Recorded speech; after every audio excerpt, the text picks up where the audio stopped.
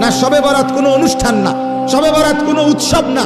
বিরাট বিরাট বিরানির day পাকাইতে হবে, খিচুড়ি খাওয়াইতে হবে, জিলাপি খাওয়াইতে হবে না, এমন কিচ্ছু না।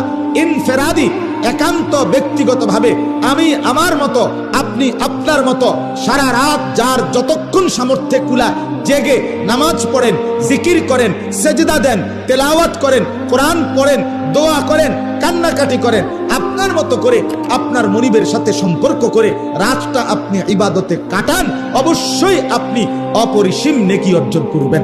হাদিসে শবে বরাত নামে কোনো শব্দ নাই, এক নম্বর কথা কি নাই ভাই?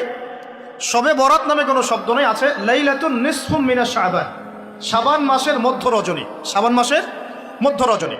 শাবান মাস কি? উত্তর, নবী সাল্লাল্লাহু আলাইহি ওয়াসাল্লাম রমজান মাসের পর যে মাসে রোজা রাখতে বেশি গুরুত্ব দিয়েছেন তার নাম শাবান। আমার সাথে বলেন, শাবান মাস কি? নবী সাল্লাল্লাহু আলাইহি ওয়াসাল্লাম রমজানের পরে যে মাসে রোজা রাখতে খুব বেশি গুরুত্ব দিয়েছেন তার নাম শাবান।